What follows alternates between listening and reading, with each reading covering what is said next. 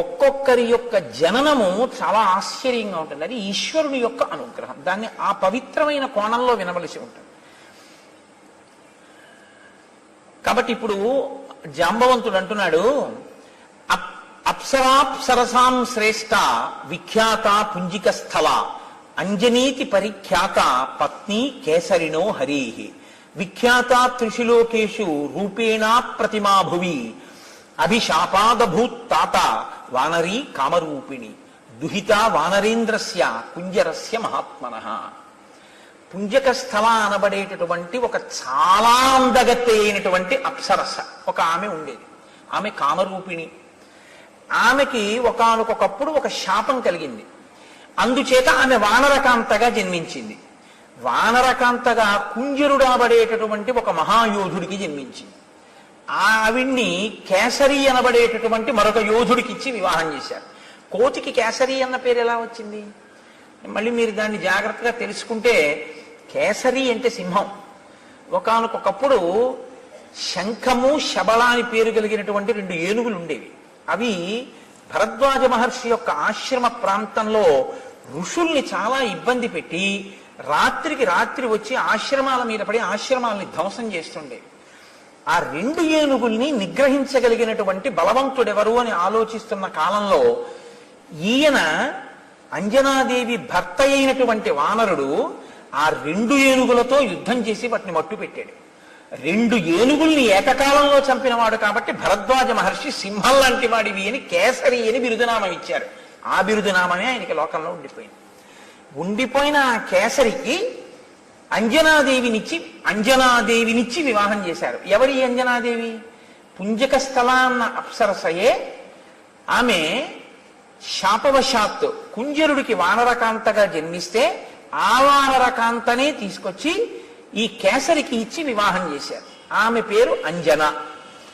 ఇప్పుడు ఈమె ఒక అప్సరస, కానీ వానరకాంతగా ఉంది.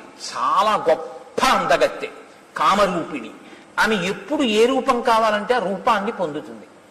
ఆమె ఒకనాటి సాయంకాలం ఒక పర్వత శిఖరం మీద నిలబడి ఉండగా వాయువు మనసా వచ్చి ఆమెని కౌగిలించుకున్నాడు. ఎవడి ధూర్తుడు నా పాతివ్రత్యాన్ని భంగపరిచే ప్రయత్నం చేసినవాడు అని ఆవిడ అడిగింది.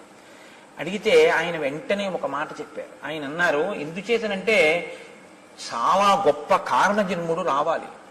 ఆయన వస్తే తప్ప రామాయణాన్ని ఒడ్డుకు చేర్చడం ఒక సాధ్యం కాదు.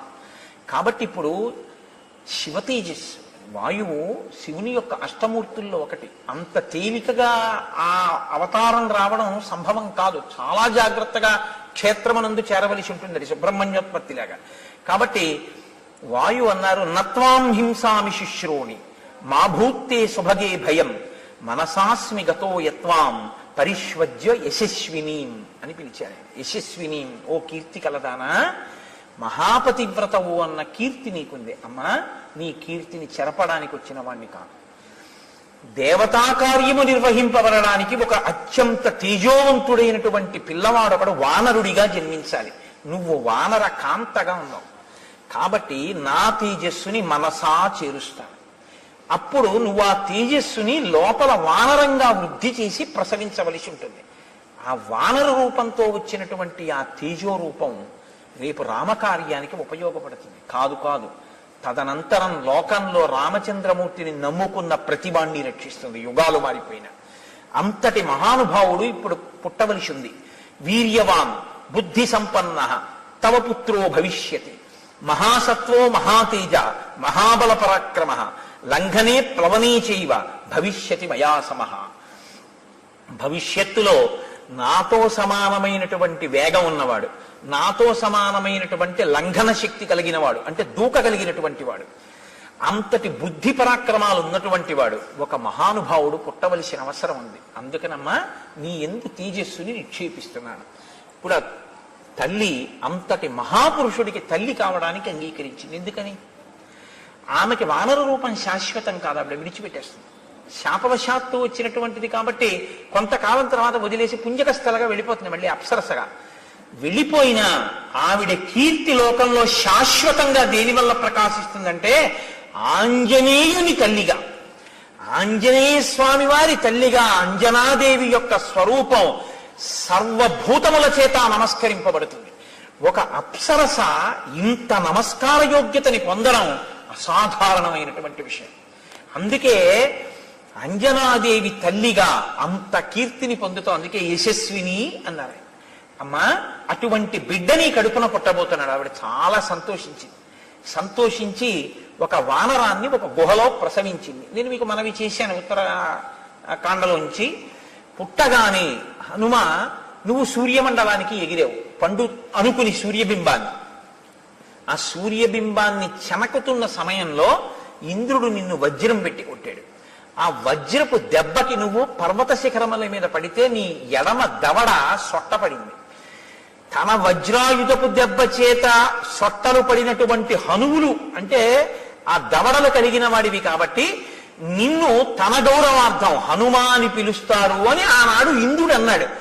ఇంద్రుడి చేత నామకరణం ఉంచబడిన వాడివి, సొట్టబడిన హనువు కలిగిన వాడివి కాబట్టి నీకు హనుమ అని పేరు వచ్చింది. ఆనాడు దేవతలందరూ నీకు వరాలు ఇచ్చారు. నీకివ్వబడినటువంటి వరాలలో చాలా చాలా గొప్ప వరం ఏమిటో తెలుసా?